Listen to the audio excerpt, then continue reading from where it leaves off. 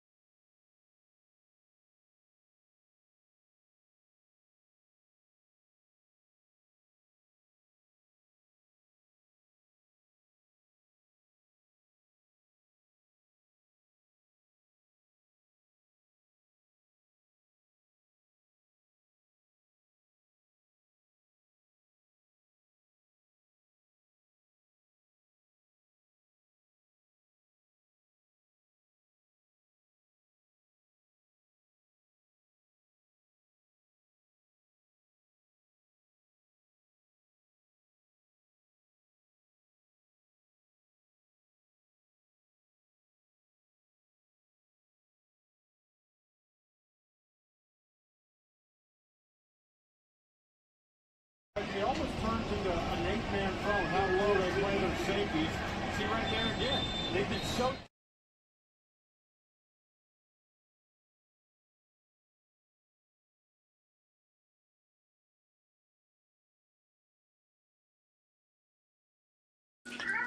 What is up, everybody? Hello, hello, hello. It is your host, LSU Odyssey's Lon Philip Sullivan. I mean, who else works for LSU Odyssey? I'm the only one. So we are LSU Odyssey for all intents and purposes. And we are here to give you an absolute awesome show tonight. Reacting to a really terrible game. Like, let's just get it. Let's just be straight up. This game against Louisiana Tech was absolutely abysmal from an LSU standpoint. Just abysmal to watch, to play in. So many guys getting injured, which we will, of course, just have to address. And we addressed and actually reported some information through LSUODYSSEY.COM that we will be touching on for a moment at some point during the show. But you had a really bad game against Louisiana Tech. You won 23-7. Okay. There was some cool moments where, Whit Weeks and West Weeks shared a sack. That was freaking nuts. Weston Davis. From Broussard to the next oldest band member. Kukoc in trouble on a 3rd and 10. Wrestled down. It's the Weeks brothers combining.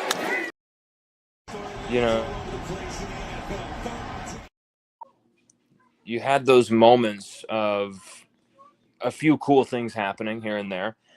For the most part, this was a really tough watch for LSU fans. And it really started from the first play on with Braylon Moore. I don't know how much worse it could have been for the first few 5 plays. Like, how could you have scripted a worse first 5 plays for LSU? First play from scrimmage, it's like a nothing run for 2-3 yards, and what do you get for those 2 or 3 yards? Braylon Moore really escaping a nasty injury. He has a high ankle sprain, which has been confirmed. High ankle sprain, and he's lucky. Okay, if it was a title game, he would have been going back into play that game.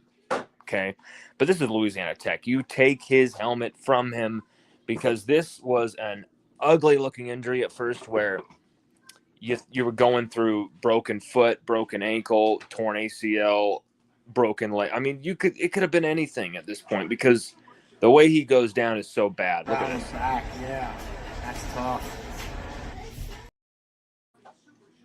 Round the back, yeah, that's tough. He just gets drilled right in the back of that leg. And when you're getting rolled over as an offensive lineman in those trenches moments, oh my God, those can be some really nasty, nasty injuries that can really do some dangerous things to a career. And thank God it is just a high ankle sprain for Braylon Moore. It looked like it was going to be worse.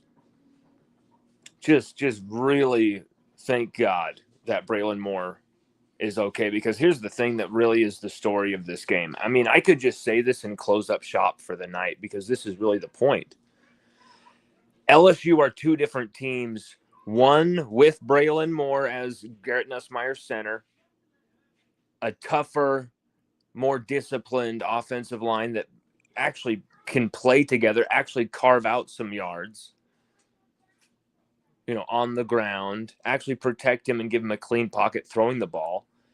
You actually have a chance to potentially put together the numbers, put together the personnel to actually get to that juggernaut area where this offense should be with all the weapons and personnel that you have.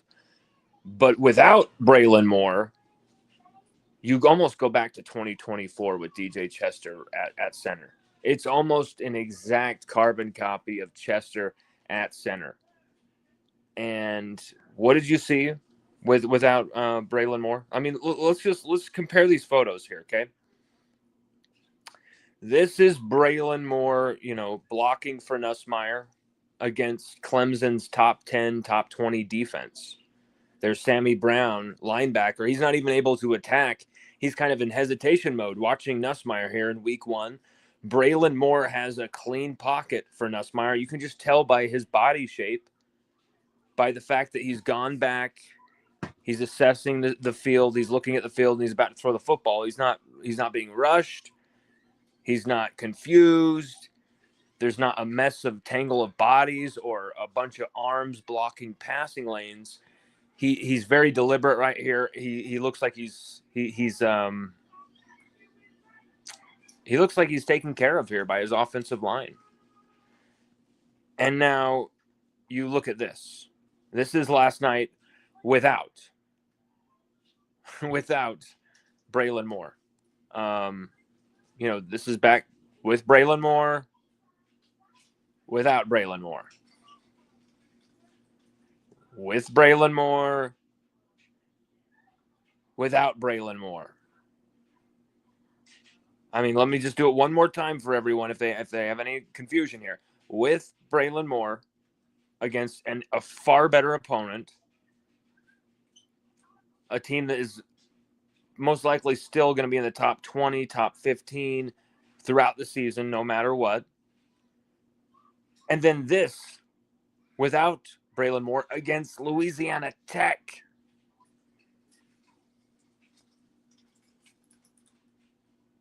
I mean, holy shit. Like, we watched Chester blown off the line of scrimmage time after time after time. I mean, it was getting outrageous. We don't have every one of these videos marked. Hopefully we don't have to play like a huge guessing game with a lot of these, but there were some of these moments where Nussmeier just had zero area to throw the football. Just no clean pocket, nothing. They almost turned into an 8-man front. How low they play their safeties. See right there again. They've been so A lot of that, too. They almost turned into an 8-man There was a front. ton How of low this they play type their of safeties. stuff. See right there Just again. going They've been nowhere so with the football. Just going nowhere with the football. You can just see how that completely just got destroyed there. The first half, 2 on back-to-back plays. There's the hold, and here's the late hit. That's defensively. Nussmeier, almost 2 different quarterbacks in a way. When you have that type of protection, when you don't.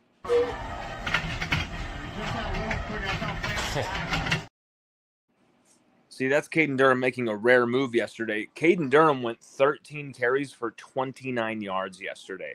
I know he had a few key, third down conversions, including a third down conversion rushing touchdown, which I believe is his second game in a row doing that. Only, 4 touchdowns scored in 2 games for LSU's offense, by the way. Caden Durham with 2 of them rushing the ball in from short yardage. And then 1 touchdown strike to Nick Anderson in this game. Only 3 catches, 17 yards for Nick Anderson on the season. And then Trey'Dez Green in the game against Clemson had 1. And he has, I believe, 1 catch for 17 yards as well. And as we saw, he got injured and went off the field. Caden Durham also struggled in pass pro. Allowed a sack against Nuss as well. There is some serious problems with this offense because here's the thing that I see. Straight up, whether Braylon Moore is in there or not, you're not taking downfield shots. You're just not. It's not like Braylon Moore is in there and so you're taking, one downfield shot after another. And we kind of combed over that and said, well, it's week 1. It's against Clemson. They had to work them in the short yardage, spread them out, yada, yada, yada. But at the end of the day, you have the personnel to unleash the football deep down the field and beat people. And the fact that you're not doing it is absolutely hurting your team.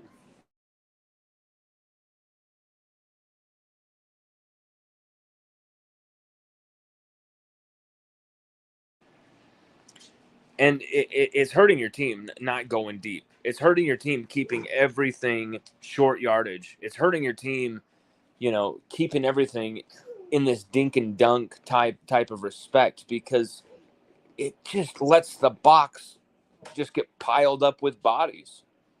It just crowds the box even more.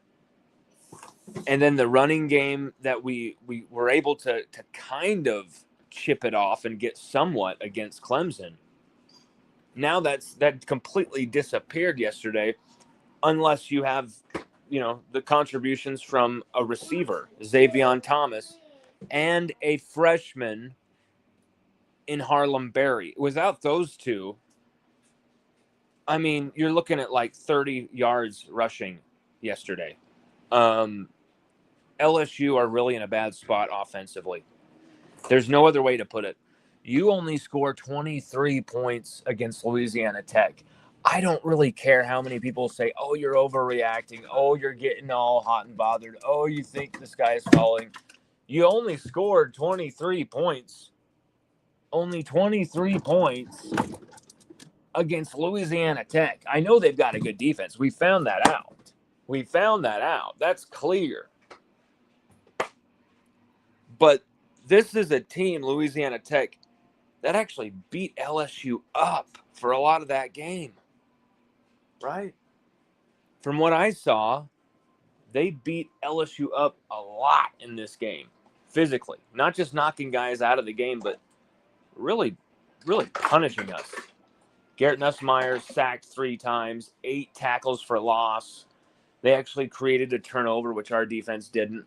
So they had more sacks than our defense, which I'll get into in a long moment about that defense, because they deserve their own section of the show. But we had to go with what really troubled us most. It's the story of the game, the offensive ineptitude. But you cannot have this type of offense and think that you're going to win a championship. I'm sorry. Even if your defense is elite, even if your defense is as good as ours is, and maybe you can win that game 10-0 over Florida, maybe that is the type of defense that we're going to have this season. I'm not comfortable winning games by 1 point, winning games by 2 points every single week, and thinking that this tightrope is our way to greatness, our way to the top.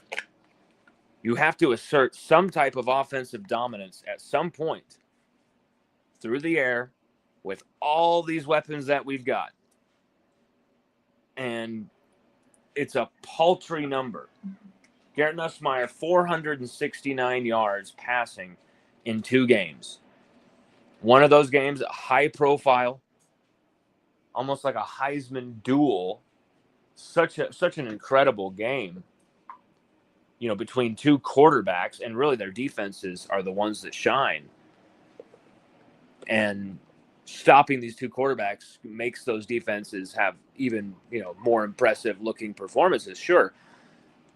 But now you expected against Louisiana Tech, LSU to take that step and really put the foot on the throat, absolutely go to town, and take this game over and put this game away quick. And instead, you had LSU starters, including the quarterback who is irreplaceable on this team, Garrett Nussmeier, irreplaceable on this team, playing every snap. Not to mention a quarterback who's not only irreplaceable, he's also hurt. And we'll get into that as well, because it's not just the patellar tendonitis that we've been hearing about.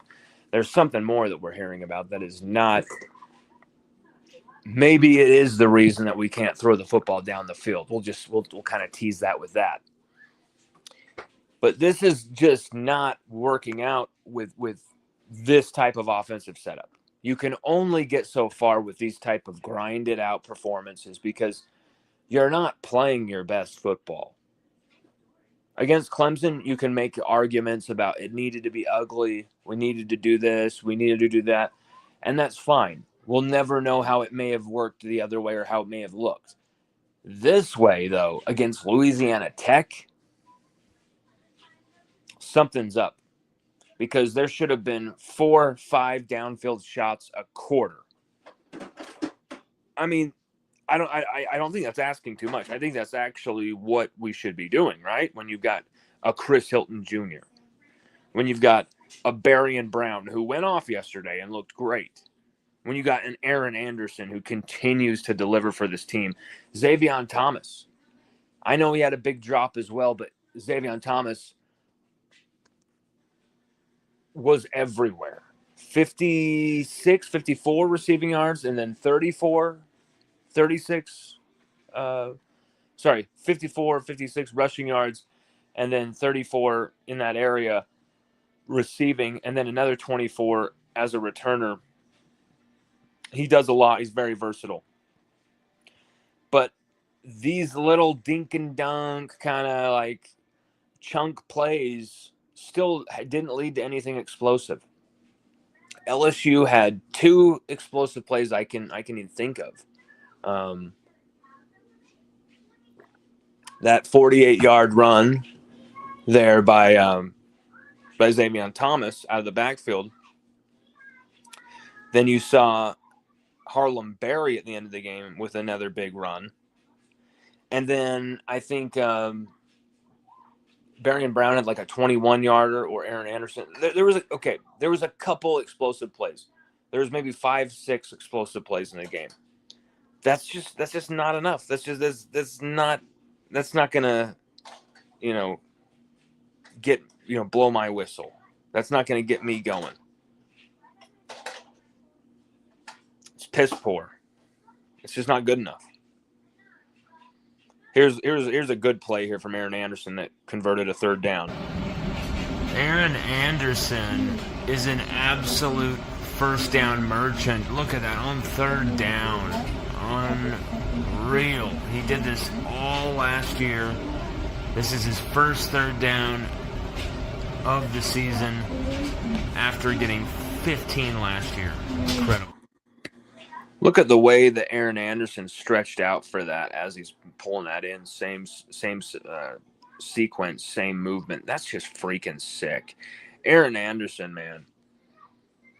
Leading the team in receiving now, 142 yards. It hasn't been easy at all. Once again, another season where you're not using Aaron Anderson how he should be utilized either.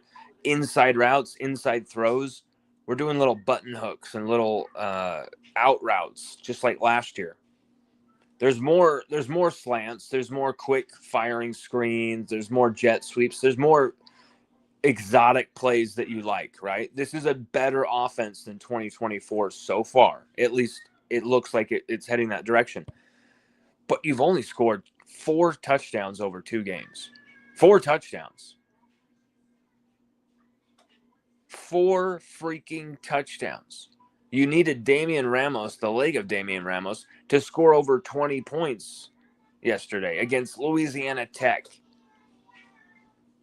A defense that, contained a former Tiger in Colby Fields, one of the Louisiana natives that Brian Kelly loaded the roster with through the portal. And Colby Fields, I think he played 1 game for LSU in 2022 and then was like completely just off the radar, off the reservation, barely utilized after that. And Colby Fields had himself a hell of a game against us. You just have to give credit where it's due. He was knocking us around, absolutely smashing the crap out of our guys. Louisiana Tech's defense have been awesome. Durham got beat. Weston Davis got beat. Louisiana Tech's defense have been awesome. Look at that. Caden beat bad. Durham got beat. Weston Davis got beat. But, watching that again, Louisiana Tech's defense have been awesome. Durham got beat. Weston Davis got beat. You got to charge that sack against both Durham and Weston Davis there. I think it was just charged against Weston Davis because that was coming no matter what.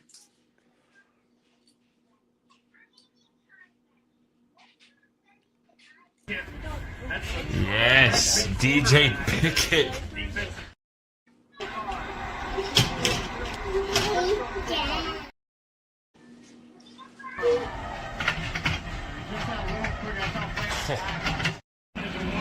From their own 1-yard line.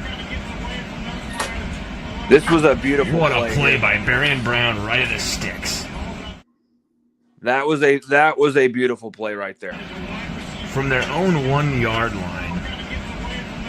Great protection by Chester. What a play by Barian Brown right at the sticks. When you get some good protection.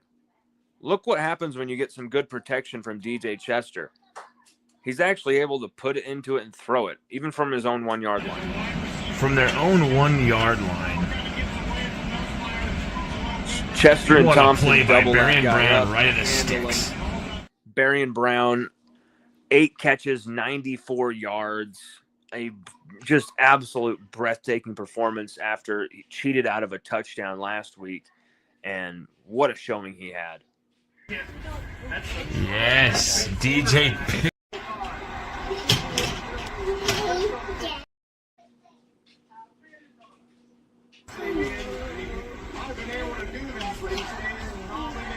This was a nice throw from Nuss. Look at that. Beautiful throw from Nussmeier. But if you watch this play carefully, watch this play. Look at all that space. Look at all that space. And there's windows that are tight everywhere for him to throw that into. Why isn't Nuss tucking and running and going and getting? Because that play, let me describe you something. That play that happened right there, that Nick Anderson just caught that touchdown on. Great play, right?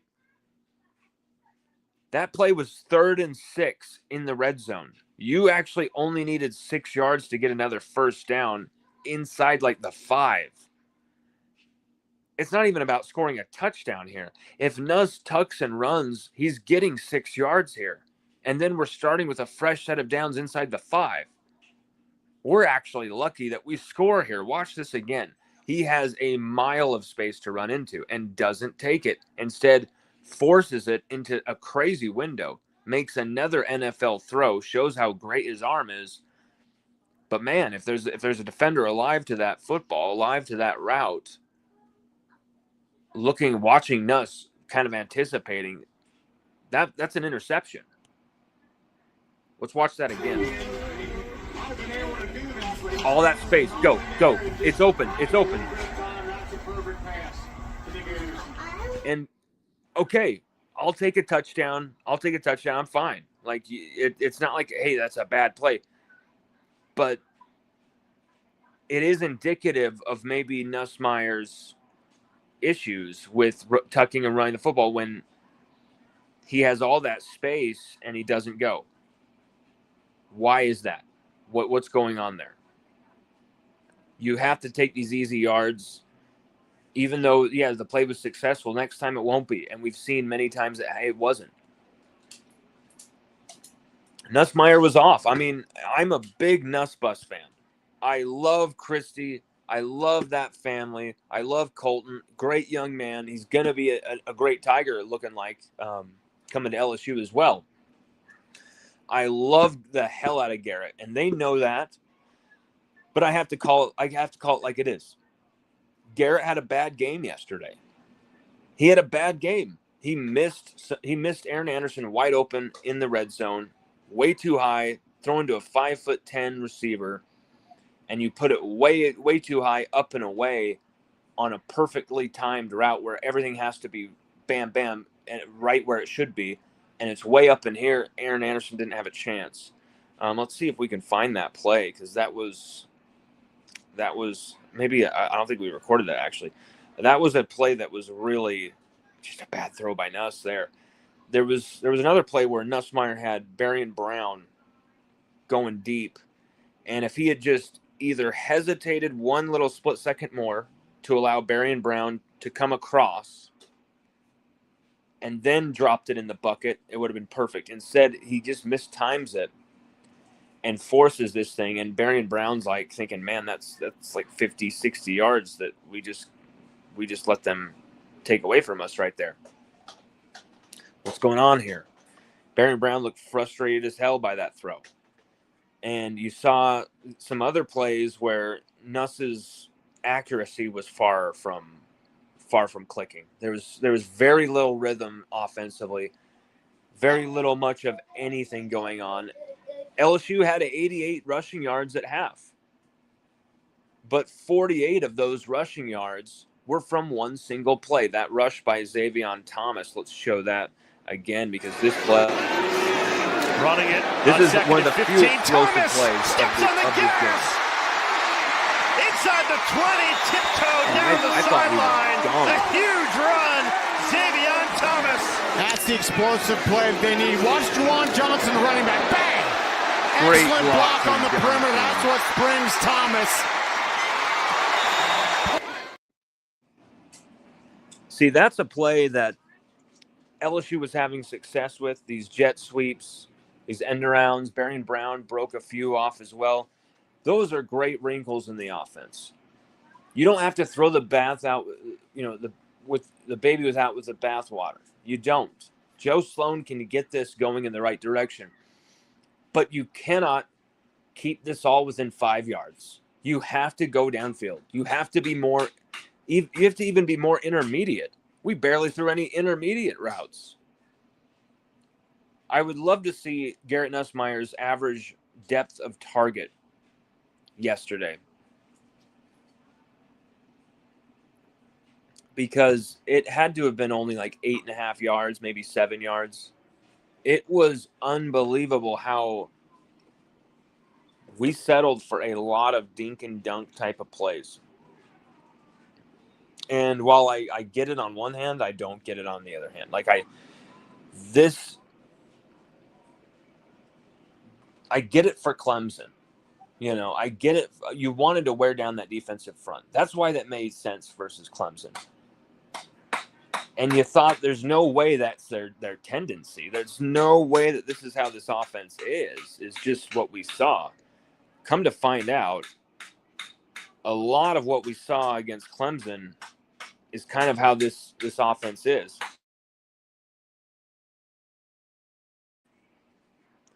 And so this really struggling offense needs to expand what they can do. And it's not like they need a lesson in throwing these deep shots to Barry and Brown. They've been doing it all fall camp. It's not like they need a lesson in, they did it against Clemson, scoring a touchdown that, the ref took off the board, but it was a successful play. You absolutely smoked that guy off the line, wide open, in stride, perfect catch, somehow not a touchdown. We all know why that didn't end up being a touchdown, and has to do something with that referee being from the city of Lafayette, Louisiana. The point is, this was an offense that was an abject failure against Louisiana Tech. 23 points against Louisiana Tech. Just 2 touchdowns. 4 field goal attempts. It's just not good enough. It is just not good enough. Is it good enough to beat Florida? Not without Braylon Moore. And everyone laughed at me after the Clemson game saying, are you still picking us to lose against Florida? Thinking I was going to change. And I'm like, no. I know what I think about this team. This team is flawed, but this team has the character. They have the makeup. They have the mentality, the grit, the roster to win a national championship, as we predicted. Even with losing, even being flawed, they can do this. But you cannot do this when you fail to utilize your best personnel to their utmost to really unleash this offense. Unleash this offense. You should be throwing 15-yard slants like nonstop. Because you give the ball to Aaron Anderson, Barry and Brown, Xavier Thomas, Chris Hilton Jr., the football in the open space, they're at a minimum going to get 6 or 7 yards after catch. And then you can uncork it down the field. And then you can start running the football. And then you're wearing down the defense, making them cover every blade of grass, and you've got them cooked.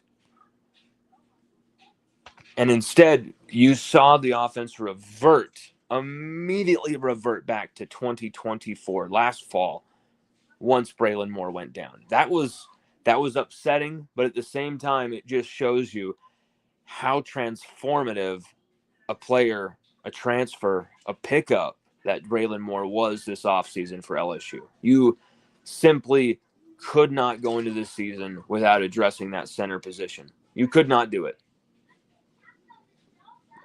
And you didn't just need a center. You needed someone who could come in and take over the starting job immediately. And with Braylon Moore, you've gotten someone who's greatly improved everyone around him. Paul Mubenga had a good game because of him last week. And Paul Mubenga had a good game tonight as well. I mean, yes, last night as well. But the issues on the offensive line were not from the left. Tyree Adams, Paul Mubenga. This was all about Chester at center. This is all about Weston Davis at right tackle. And both of those guys leaving Josh Thompson in some really crazy situations that I don't even know how Josh Thompson even got a hat on anybody or got a block on anybody on some of these plays, because he was left absolutely just exposed, naked, because he did not have those guys to the left or right of him to be his partners in crime. They were not in chemistry. They were not in flow. This was a piss poor offensive line performance, the kind that you worried about all off season.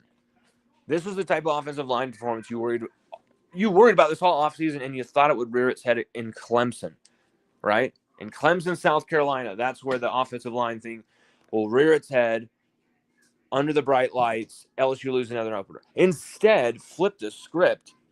LSU are just fine in the opener. Looking great with Braylon Moore organizing the whole thing. You actually rush for 128 yards. And now, the other side of the coin against Louisiana Tech. Why? How is that possible? Well, because you lost Braylon Moore. That's it. What was the difference between feeling good about your offensive line last week and the production being a lot higher last week to this one?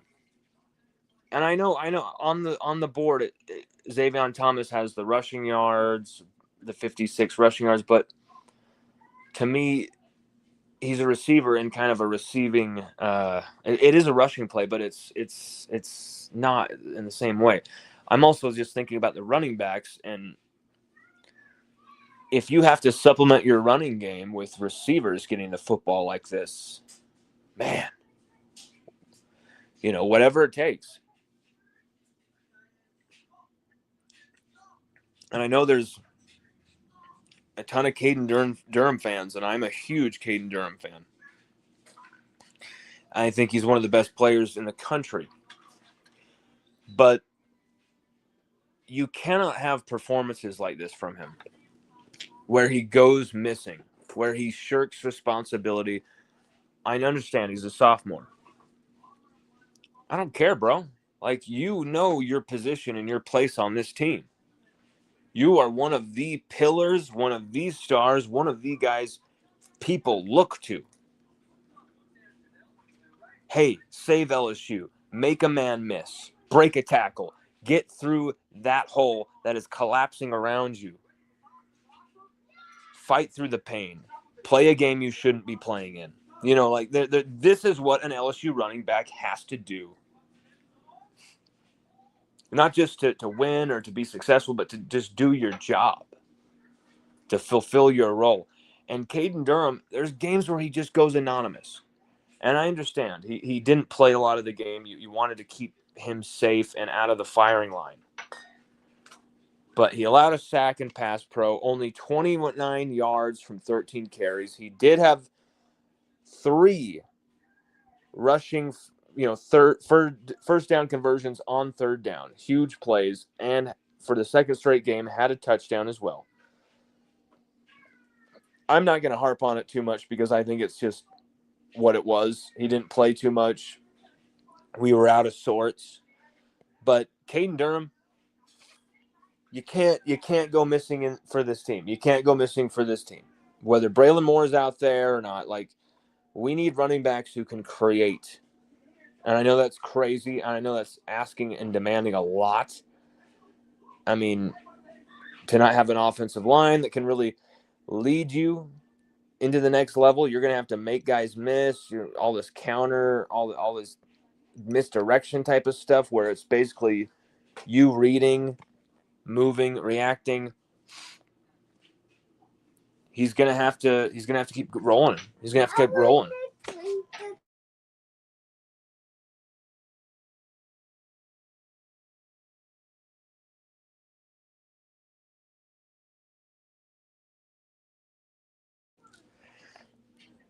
This is not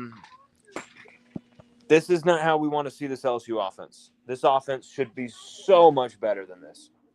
So much better than this. It really, I'm actually shocked and stunned by this offensive ineptitude. I mean, ineptitude. Like, offensive ineptitude. Like, that was hard to watch. And I don't want to hear anyone making excuses for it or saying, well, we got the win or what. That was Louisiana Tech, my buddies. That was against Louisiana Tech. And I'm not trying to shit on Louisiana Tech or what, like, but come on. We grew up in an era where even crappy LSU offenses put up 40, 50 points on teams like that. You know it's true. Even the crappy LSU offenses of the 2015, the 20 teens, 2009 or whatever, like those seasons, LSU still murdered some of these small teams. And you just never see it from Brian Kelly's teams where stat pad, go off, really take advantage of the moment.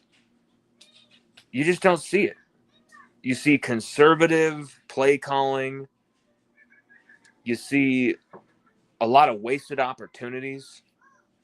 And you see a lot of wasted performances. This is a game where Nuss should have been thrown for 400 yards and be out by the midway the third quarter. Get MVB and Cullen Hurley some really key, really valuable reps. And give Nuss some really valuable rest. And you're not able to do either of that. That's a big deal. But really just focusing before we move to the defense, the injury situation here for LSU. The injury situation, you've got two offensive guys down. Both Braylon Moore, high ankle sprain, probably going to be touch and go for Florida. And I would venture to say he probably won't be back for the Florida game. If you want to be safe and maybe be careful, you keep him out of that game. Because that buys you another week against Southeastern.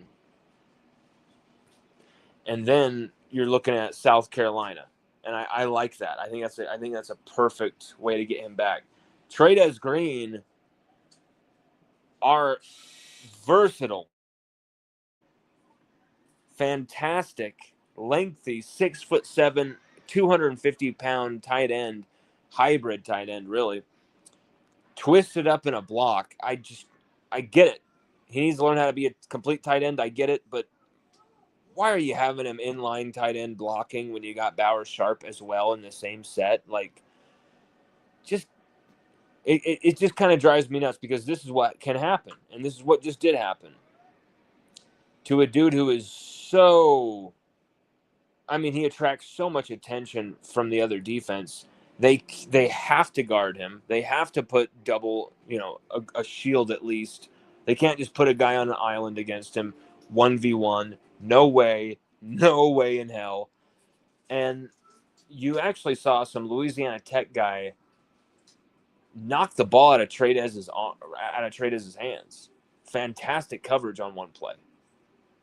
And then on another, Trades Green just gets rolled up on again. And it looks like his body gets twisted in like a pretzel. Like literally, it looks like his shoulder could be hurt too. It looks like his leg. it looked so ridiculous, the injury. And you're just thinking, are you freaking serious? How many of our guys are going to get hurt? We saw Weston Davis go down for a bit. That's Trey'Dez Green down injured. Crap. I mean, it was insane how many injuries there were. And to very key guys. And let's remember here. LSU week 2 versus Nichols last year, what happened?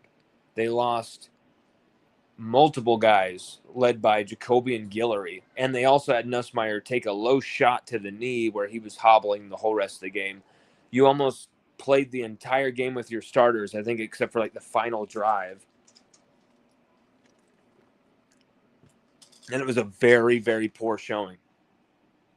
I just feel like the injuries are way worse here in this situation. You know, you lose Trey'Dez Green, such a weapon, we haven't even been using him correctly. And he still won a game for us. And then Braylon Moore, you saw how the offense completely changed like that when he's gone. You really hope for those guys to be back, but you might have to gut it through Florida before then. And I predicted a 29-26 Florida win due to that and due to the pressure coming off that South Florida game as well. We predicted a 29-26 Florida win. So we predicted this next week LSU to lose this game. I hope that does not happen. I don't really see why, like, big in lights that it could, other than this offense playing like this once again. And not having Braylon Moore, not having Trey'Dez Green, and, you know, not finding or even looking for Chris Hilton Jr. for 2 entire games. 1 target his way deep into the end of the red zone. An underthrown pass that Chris barely gets his hands on, kind of contests the ball away from the defender's grasp, prevents an interception. That's the only throw Chris Hilton's way in this entire game. Really piss poor from this offense in this game. Really piss poor. But what was absolutely breathtaking is that we know this defense is for real. At this point, you know this defense is for real. 3.5 quarters, almost get the shutout. If it wasn't for, you know, bringing on all these guys, you know, benching Whit Weeks, benching Harold Perkins, benching Cooley, benching Halsey, Delane, some of the defensive linemen. If you don't do that, you keep the shutout. But rather have no more injuries and win 23-7 than whatever. But this defense was incredible all night long. Just stuffing them, just primal stuffage. A swarm of yellow on that opening dive play there. It just penetration. That's the kryptonite to a run game. And LSU's front 7 is great at it. The Weeks. And it was really led by West Weeks. 10 tackles leading the team. Half of a sack shared with his brother, as we showed you earlier. 1 tackle for loss. What a game for West Weeks to put his name up in lights and say, I'm not just along for the ride with the same name on the back of my jersey. I'm a damn good football player too. He showed it. He was an absolute freak for LSU in this game. He didn't just make 1 tackle for loss. I hate the way they take stats. He tackled a dude 3 yards behind the line of scrimmage, and they didn't even credit that with a TFL at one point. And then he does it again. They finally give him a TFL, and then maybe just give him a TFL for the sack. It's like, or I see, they give him a half TFL for one of them, and then a half TFL for the sack. Just stupid with some of those stats. Pressure. He comes over, gets mid-man with a block, but gets cubed up around the waist. Here's another shared sack. Or sorry, not that play, but that's another play where you had Jordan Gilbert and Jack Pyburn flying in there on the quarterback, which would happen again later, and those two would combine for a sack. A lot of pressure. He comes up, gets mid-met with a block, but he gets cubed up around the waist. Those guys should have got him down there. Pyburn and Gilbert should have got him down. Those two could have combined for 2 sacks on the game. That's insane. And of course, they would have only had a half sack each, but technically combined. Louisiana Tech. The first half, 2 on back-to-back plays. This is a hilarious play where West Weeks almost got the late hit call. He pulled out. You could just see that he was just charged all game, man. He's looking downfield. What's this play here from our offense? Oh, yep, another play of complete ineptitude. And then, wow. And he's not making that throw. Out of nowhere, Nussmeier getting hit in the face makes a ridiculous throw. That's a crazy play right there. That is a crazy play by Nussmeier. A swarm of yellow. A lot of pressure. He comes up, gets mid. Jaden Mayfield. Louisiana. Loves it. And this LSU defense continues to deliver. The Weeks brothers combine. They showed that old guy in the Tiger band, Tigerland band. They showed him every second. Oh, you talk about dreams. How about I love West Weeks and Cooley's 15 miles south of Athens, Georgia. You're dreaming of playing in celebration the there. That was hilarious. This was an absolute defensive masterclass for the second straight game. Your defense were animalistic. Completely animalistic. From their own.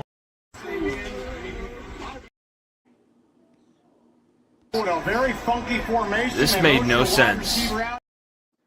back here. Wow. Yep. Colby Fields, former LSU Tiger. I just love Xavier Thomas.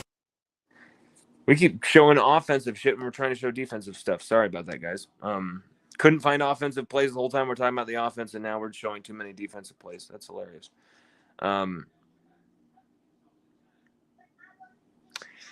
Just really a tale of two very contrasting sides of the ball. A loss of 7.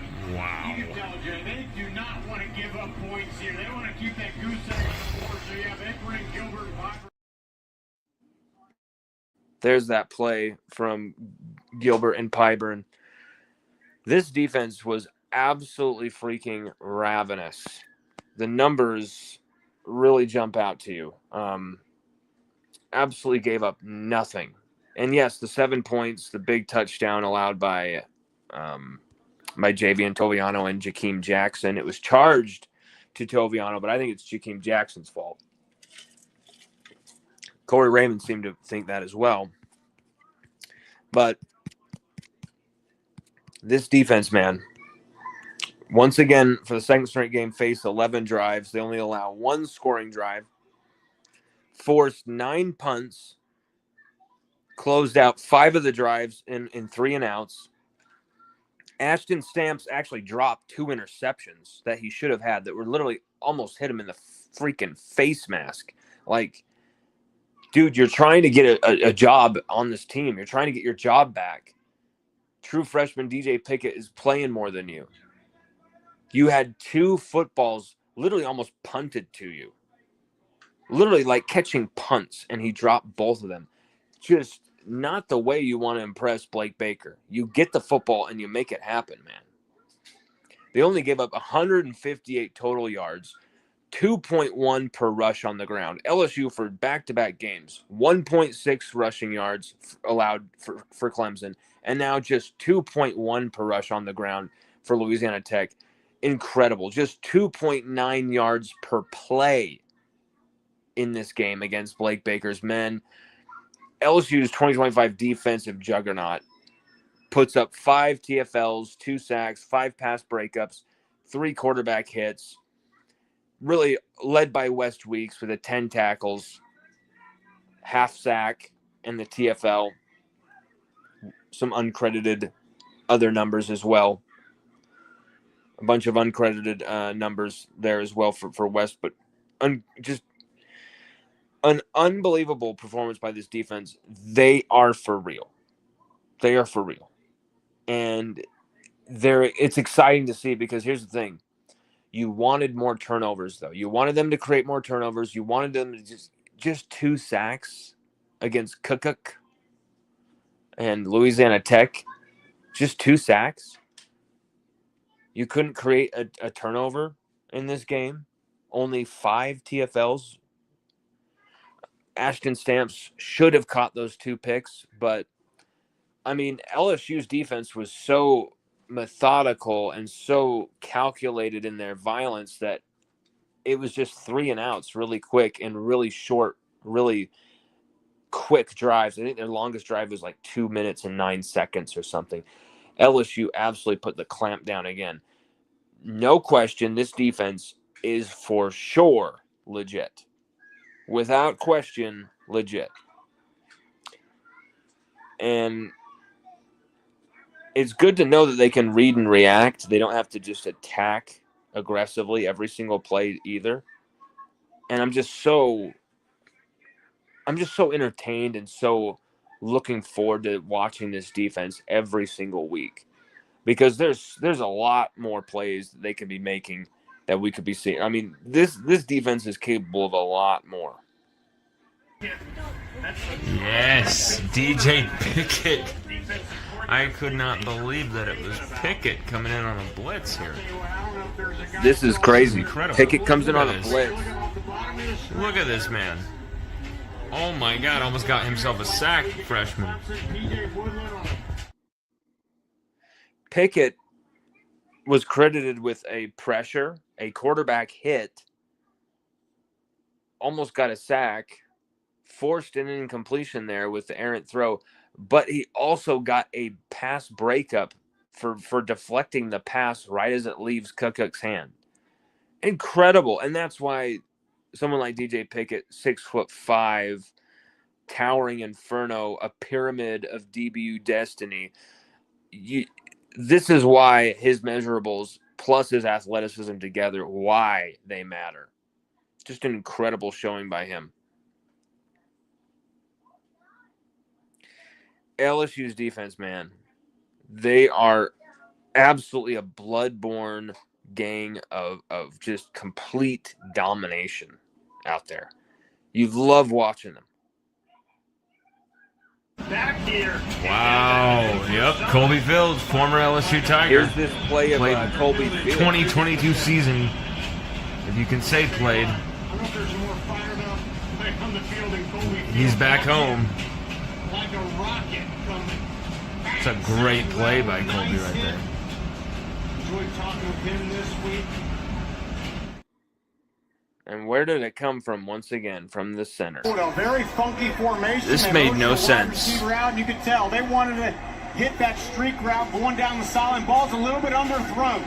That quarterback, you want to throw that ball on the outside of the receiver. That was Nussmeier's interception. Awesome interception by that guy, but what were we doing throwing that into that area? Just like that happened right there. Bad start from LSU. I remember people were like, you were thinking the sky is falling when I posted saying that was a bad start from LSU. You lose Braylon Moore.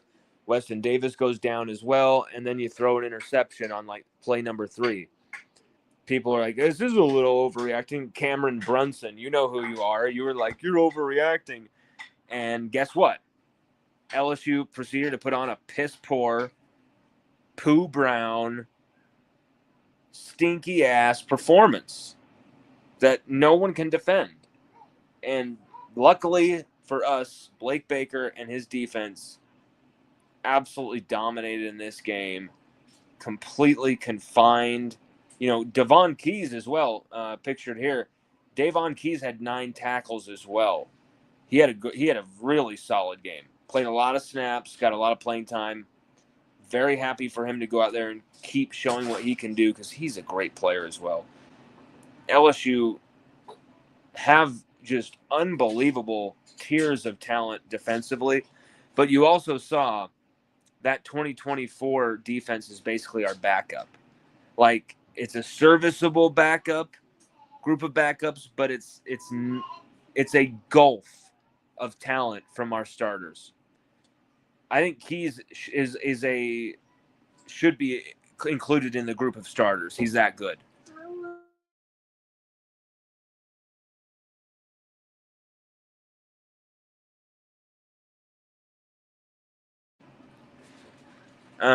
This is just simply a defense that is stacked with furious talent. It almost turns into an 8-man front. How low they play their safeties. See right there again. Where is that going? Where are they trying to go with the football there? Sweet. Xavier Thomas held on. It's caught for an LSU. Weston Davis. From Broussard to the next oldest band member. Cucock in trouble on a 3rd and 10. Wrestled down. It's the Weeks brothers combining. It's the Weeks brothers combining. Oh my God. It was beautiful. But that was the thing is LSU's defense. They're so unbelievable this year. I don't know what the rankings are. I don't know where they are placed within the NCAA rankings, but they're so good right now. Let's look that up. NCAA stats leaders. See, because here's the thing. This defense is just smothering. We're going to look for just total defense. Not anything else, just total defense.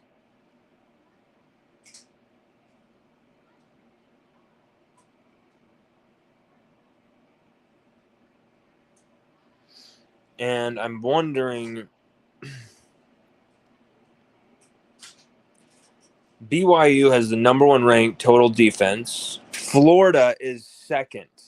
That's very worrying. We saw them only give up 16 points to South Florida in their loss. But LSU is ranked.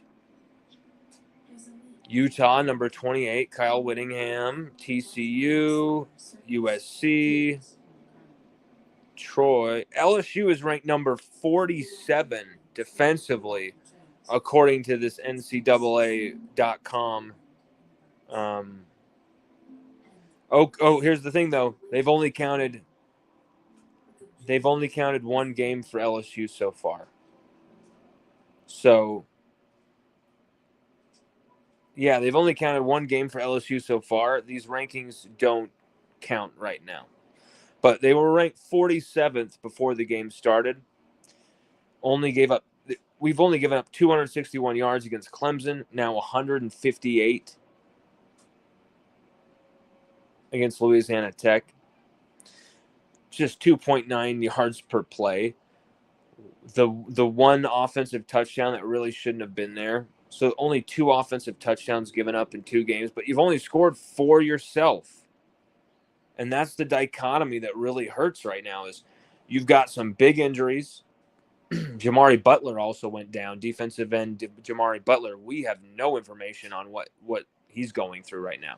We've been trying to figure that out all day with Jamari Butler, and that is an injury that has been kept really close to the vest. That could be maybe the more serious one of any of them, but we'll see. Nothing confirmed yet. But you really wanted balance on this team with each phase. I love what I'm seeing from the special teams.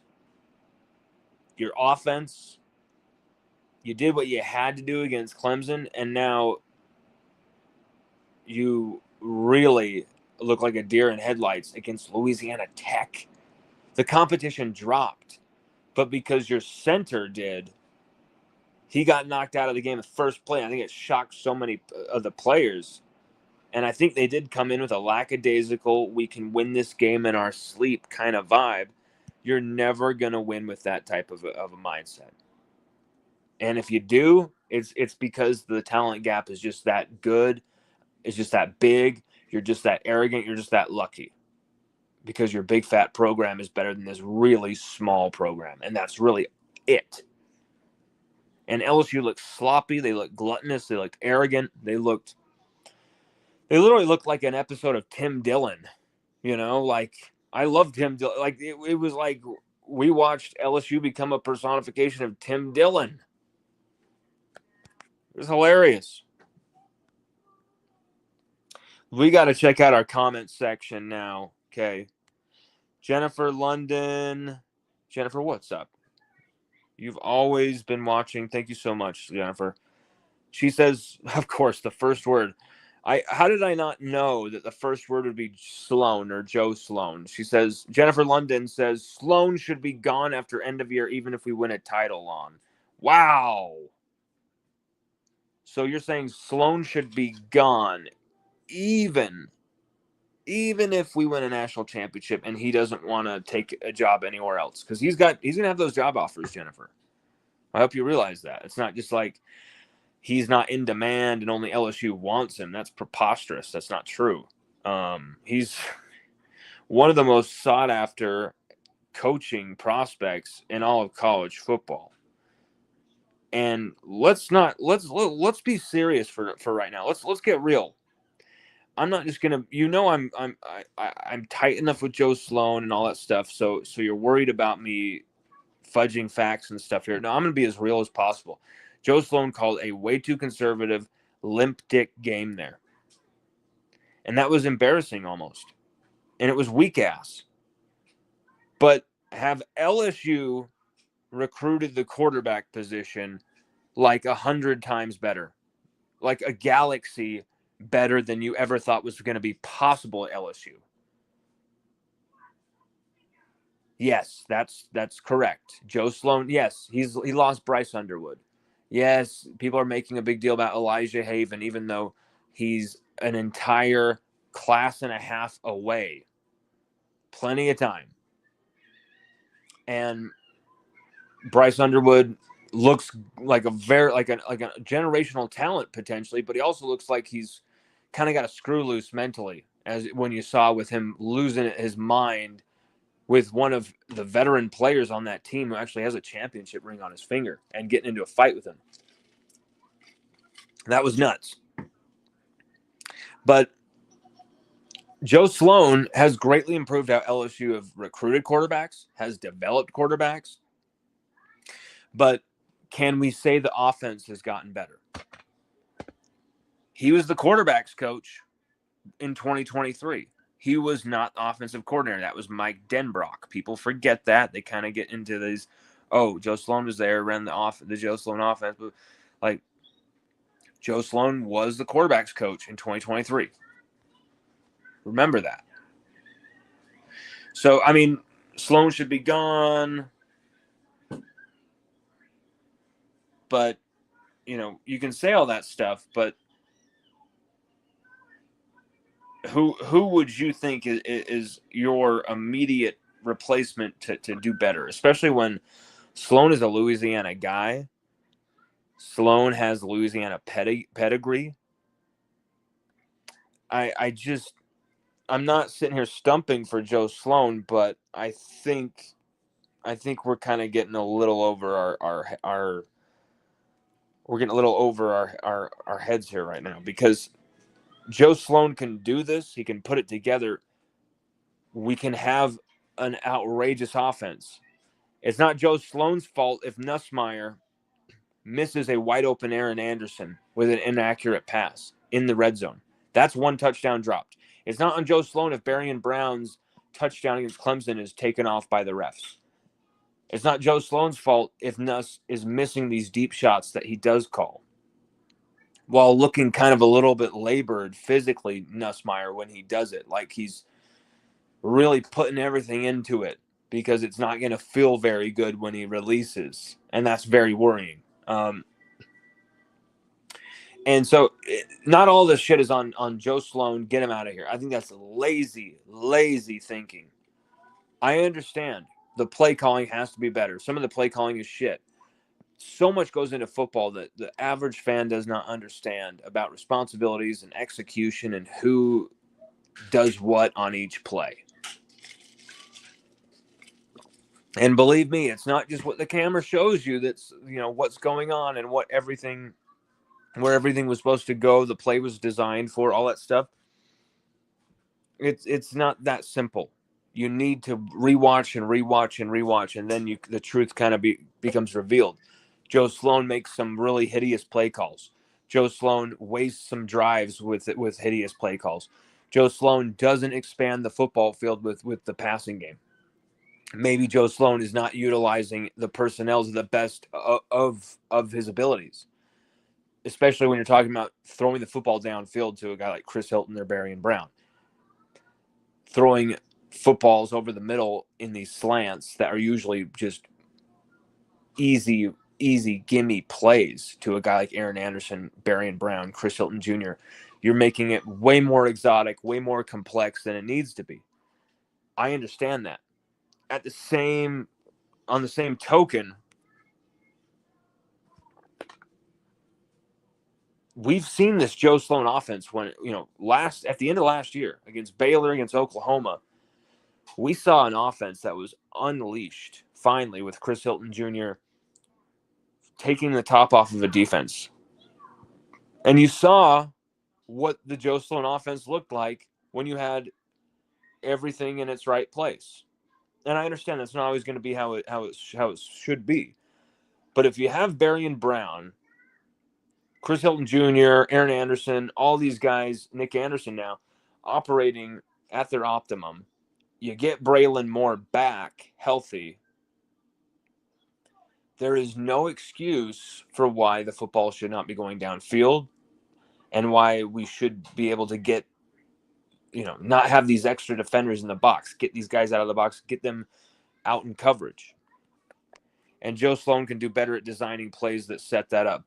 I just think there's two parts of the coin here that I want you to look at and kind of analyze. I'm not telling you you're wrong, Jennifer. I just think we kind of forget where LSU were when Brian Kelly, Joe Sloan, Brad Davis, Cortez Hankton, all these guys came in, and I think we've kind of forgot a lot of the work that they've done in that time. King Chester, what's up, man? He says, I know offense was bad, but maybe Louisiana Tech defense is just that good. They pitched a shutout versus Southeastern too. And, they scored on defense in that game as well, Louisiana Tech. You know what? They deserve all the credit. They kicked absolute ass in that game on defense. And really, they deserve all the love they get. They had more sacks, more TFLs, forced a turnover. We didn't. We got the yards. We got a few explosive plays down the field than them, of course. But a lot of those plays that should have ended in red zone dominance and putting 6 and then with a PAT 7 on the board every time down there. So many field goals. Nuss takes a sack right in that territory, and then we have to punt it. If Nuss doesn't take a 13-yard sack there, we get a field goal out of it. That type of stuff is going to define games week to week when you're scoring low amounts of points. I mean, right now I'm just dying for this team to score over 30 points. Is that when's it going to happen? We scored 17. Now we got 23. Oh, it's not a good spot to be in. Yeah, and Louisiana Tech defense is that good. They were awesome. They also scored a defensive touchdown for Southeastern, shut them out, looked really good. So all the flowers to them and Colby Fields and those guys. Gostin Hannibal says, can't wait for your rant. You always keep it real. Even with a buddy like Sloan, everyone talking about it. You mean everyone talking about Sloan and the offense? Well, like we haven't beaten around the bush that we pull for Sloan, that we root for Sloan's success, just like we pull for Austin Thomas's success and Blake Baker's success and Frank Wilson's success and Brian Kelly's success. I mean, you notice a theme here. They're all LSU coaches. We like a lot of the people on the coaching staff, and that's no secret. We've got some connections there. A lot of good people that have been there for a long time now, and we're getting used to them. And Sloan's been there for 4 years now. This is his 4th season. But remember, only his 2nd as OC. And notice that he shares that title with the passing game coordinator / receivers coach, Cortez Hankton. And notice that there have been some misalignment issues, false starts, weird shit happening against Clemson. And Hankton was kind of called out and kind of under a microscope for once with the network television cameras on him and Kelly getting up into his grill like, why the hell is this happening? But I wonder, so many have been questioning Cortez Hankton and, is he the right guy for this job, receiving, the receivers coach of LSU? And after what he did with Malik Neighbors, Brian Thomas Jr., you're like, oh, of course he's going to be perfect. He developed these guys. But you forget that, you kind of assign these guys to this coach, but you forget that Mickey Joseph is the man who recruited them. Mickey Joseph was the guy who pretty much developed those guys in 21 going into 22 before he was dismissed, and really developed those guys in Malik had an all-SEC freshman year in 2021. Even though he missed the first few games and was hurt for a lot of it, he when he played, he was electric. And same thing with Jack Besh, who was a 2nd-round pick. And then, of course, Brian Thomas Jr., another 1st-round pick, another dominant Pro Bowler. Kayshon Boutte as well. Like, that receiving room is loaded. And it was because of Mickey Joseph. I'm not taking anything away from Cortez Hankton, but we got to be honest here. Mickey recruited them and really got the ball rolling as far as their development. Cortez Hankton, we haven't really seen him get too many big-time recruiting wins, developing wins outside of Malik and Brian, and those guys you could also assign to Mickey Joseph. Kayshon Boutte, you could also assign to Mickey Joseph. Jack Besh, 2022 as well, you can assign to Mickey Joseph. I mean, Cortez Hankton didn't even want to play Jack Besh in 2022.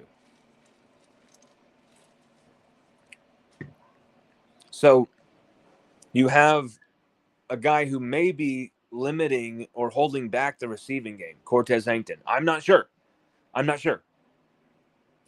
But I'm noticing patterns, and I'm wondering why.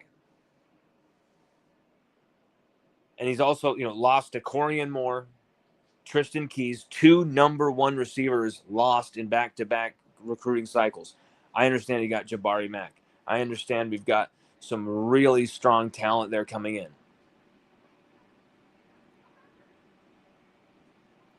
Lost some big names on the recruiting trail.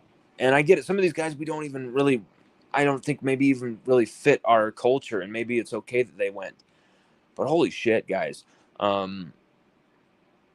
There's questions that need to be asked about Cortez Hankton and what's going on with the receiving core, why things are disjointed there, why we don't routinely have a 100-yard receiver. I understand Berrien Brown went for 94 yards, and then last game, Aaron Anderson goes for 99. So it is an improvement. But we cannot have these just, what more do you want? We had a 100-yard receiver, and he caught 4 touchdowns all season. He did great. Our expectations dropped because of that type of shit. And so I'm asking questions about everybody. And I'm not going to be discriminating in doing it. I'm not going to be rude doing it, but I want answers. Why such a dynamic, loaded offensive roster is really looking piss poor.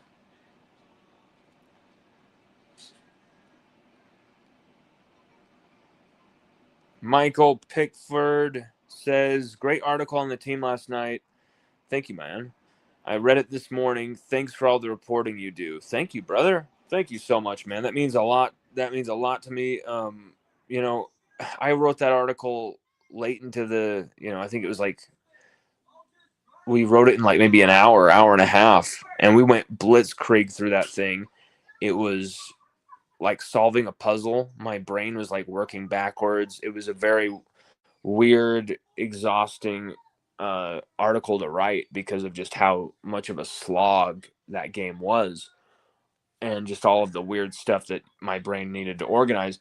And somehow it was just done all of a sudden. And I was so like, wow, just like watching that game. I'm so glad that this article is done. But I think I made some really pertinent points during that article.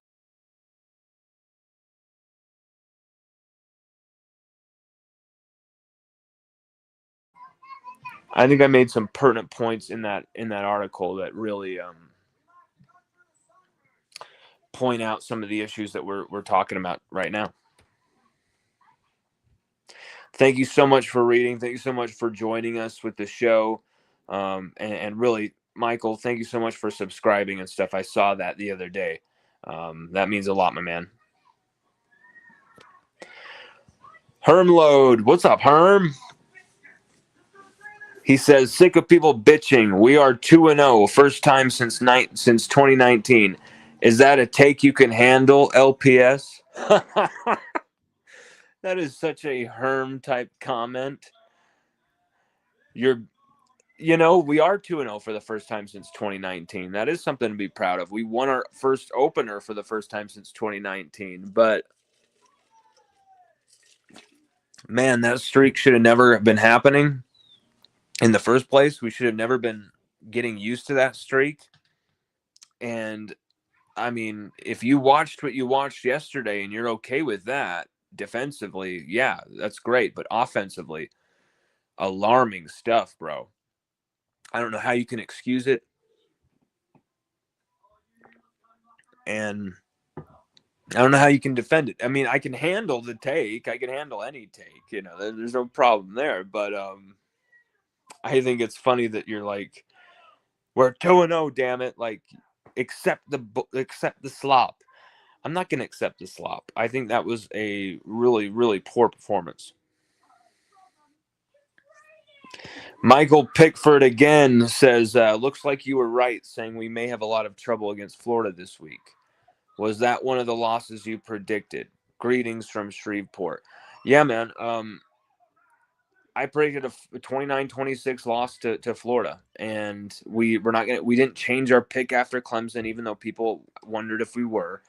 I was asked that by more than a few people. It was like, no, we're not going to change our picks. Like, letting them ride. Like, and what are we seeing here?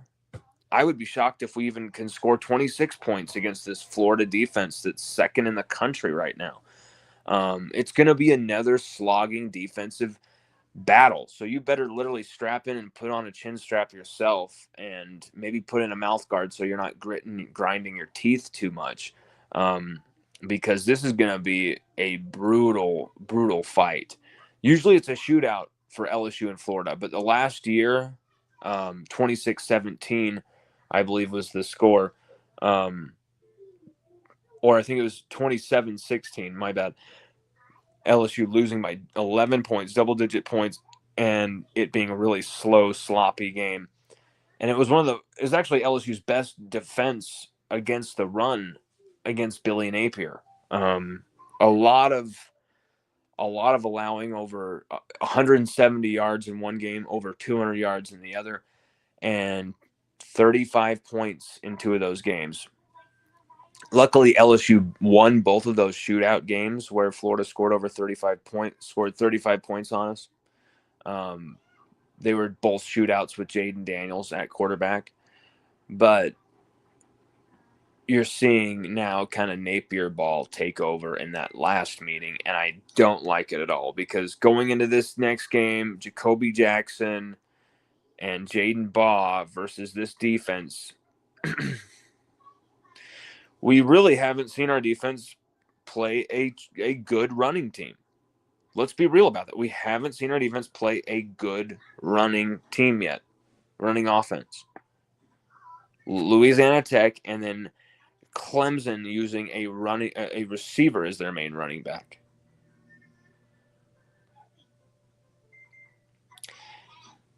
Crazy with the cheese whiz. What's up, man? I'm like, what am I reading here? Crazy with the cheese whiz. Crazy with the cheese whiz says Braylon Moore not plugging up the middle is huge.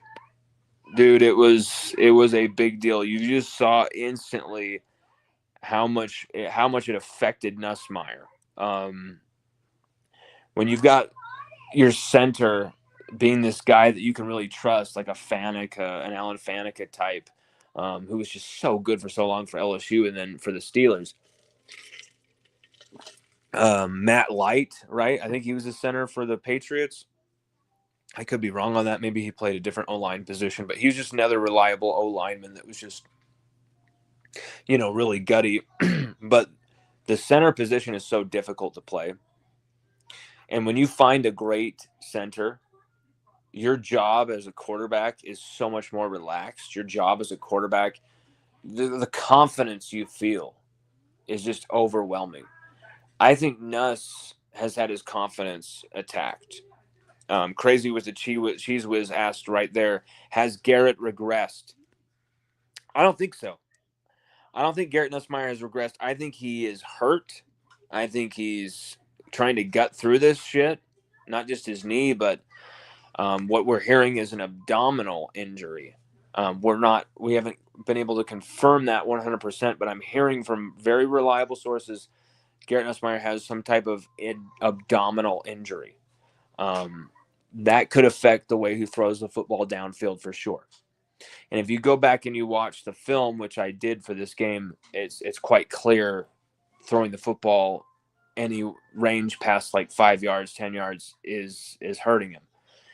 And it's only week 2. And when you don't really know what's wrong with your quarterback, but you know something's wrong, it's not a good feeling. I don't think Nuss has regressed at all. I think Nuss has barriers in his way. I think Braylon Moore going down first play really shook everybody, and they couldn't shake that feeling off and put up a terrible performance. Exactly the performance they were saying they did not want to put up, about how against Nichols last year, we were so terrible. And then they do the same thing. Shocking. And I think Garrett is hurt. I think he's, losing his center as well was a big blow. And I just think they played really poorly. Nuss, though, those are throws he has to make. I can't answer that question yet. If that type of passing, if that type of command continues, which is almost the opposite of what we saw against Clemson, you'd hate to see it, because you feel like, Nuss, you're better than this, where just because the center went down, you can get this going. You can still deliver here. And I think we forget just how incredible an achievement it was for Nussmeier to throw for 4,000 yards last year with that tooth-pulling offense that we had. Think about that. It was like a slog every game. Like it was, like, when we regressed to this game, it was like, oh no. And we had that all last year. And Nuss put up 4,000 yards passing. So he's capable of that if you keep things smooth and orderly, and you got Braylon Moore in there, and you utilize these weapons, and you actually attack downfield. You try and spread it around, get the defense to back up out of the box. Fantastic. I mean, Nuss has been sacked 4 times already, too, which is a very high number in comparison to last year. He's been pressured a lot as well. He has not had it all easy going his way. He has had a running game here and then not over here. And the yards may look yards-wise like it has been a consistent running game, but it has not been. DJ says, have you noticed that we have never had at least average running back under Brad Davis? Let me read that again.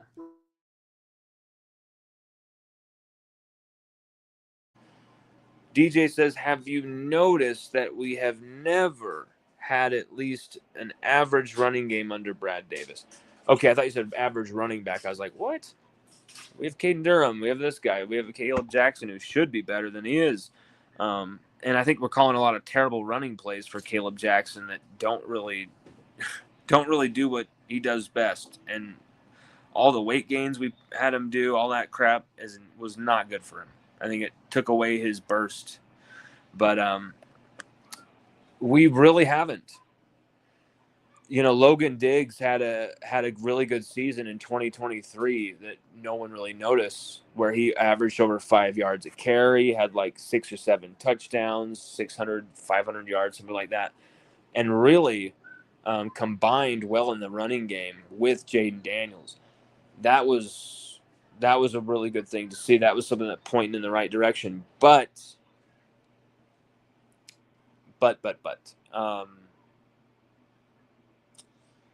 we really haven't. There's been some great running backs too, and you still can't produce. There's been some 5-star, top 5 pick offensive linemen, and you still can't produce. There's been really good, really reliable transfers that come in, and you still can't produce. You have Alex Atkins hired for God knows how much money to be your run game coordinator and to make sure this happens. And you can't do it. You can't do it.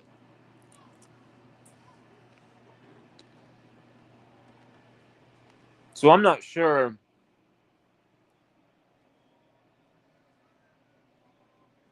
if Brad Davis is just an amazing recruiter,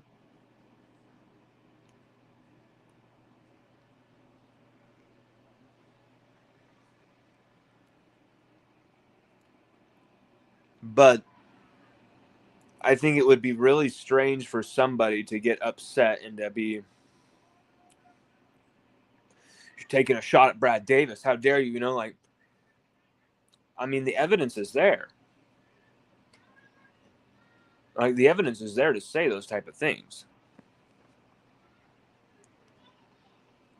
And the same questions can be had of Cortez Hankton. The same questions can be had of Joe Sloan. While we love all those guys, and we think all those guys make sense at LSU, on the staff at LSU, maybe Joe Sloan, Cortez Hankton aren't offensive coordinators. Maybe that was a bad decision by Brian Kelly. Maybe that was the only decision Brian Kelly had to keep Joe Sloan. Think about that. Maybe Joe Sloan had to get upgraded to offensive coordinator just to keep him on campus.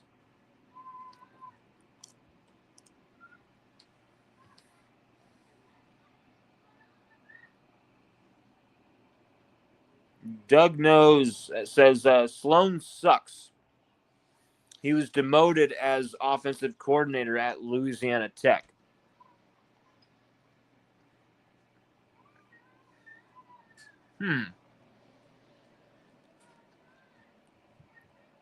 Yeah. We know about that.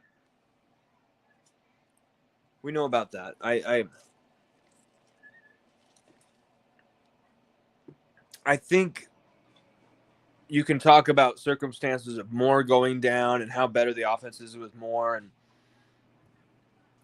I just think there's no way around talking about how we should have destroyed this team. We should have destroyed Louisiana Tech. And the fact that we didn't really worries me, but I think all of these questions, is Nuss regressing? Is the offense incapable of getting out of this first gear? Getting out of park, basically. All of that's going to be answered against Florida. All of it. All those questions will be answered against Florida. And we have that prediction and the preview article coming up for you tomorrow on LSUODYSSEY.com. Everybody visit and subscribe at LSUODYSSEY.com. Help us get to Louisiana and cover the games. Help us. The more you help us, the more we can cover in person in Louisiana. plane tickets aren't cheap. All this crazy stuff isn't cheap. While the fees for StreamYard and to keep your Fubo up so you can watch all these games on every channel and cover them, and all this stuff costs so much money, and we are running thin, and we are trying our best to really keep this thing going. But at some point, Rooster's going to meet the road, and or I guess it would be rubber meets the road. Shit, we kind of screwed that up there. Someone's like, I was going to give you $500,000, and you just mistook that whole thing. It's rubber meets the road. Nope. But either way, rubber meets the road. This is a tough. It's going to be tougher with a second child. I'm just going to say that. And so we are going to push as much as we can. We are going to devote. We are going to dedicate. We are going to try and travel as much as we can, but we can't do it all without your help. So thank you so much for your help. I want to shout out my man, Shy LSU fan, who, he's known on the On3 forums. He's known throughout Twitter. This dude sent us a very freaking generous donation of an incredible amount. Just something that immediately went into rent, immediately went into everything to keep this thing going. And so thank you so freaking much, Shy, LSU fan, Chicago LSU fan. You really blew my mind out of nowhere. Just like, hey, yo, boom. It was incredible. I'm incredibly blessed. I really feel lucky to be able to do this. And I just thank you guys so much for watching, for hanging out with us, for commenting, for sharing, and for reading the articles as well. If you just think you're getting what we do from watching our shows, you're not. You have to read the articles. The articles really kind of help, I think, kind of shape our form, our and present our takes on LSU.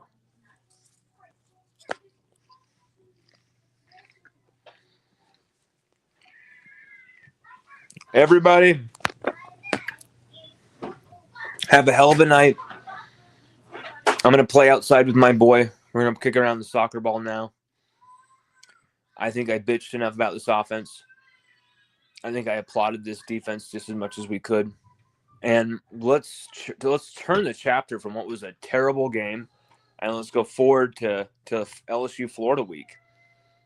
What could be better? LSU Florida at home, SEC opener. We usually get these games in October. We're getting it early again. Let's kick some Napier ass. Let's have a hell of a game, and let's hopefully get some injured guys back, right? Everybody, have an awesome night. Lon Philip Sullivan signing out. LSU Odyssey live. Thank you, everybody. Have a good one.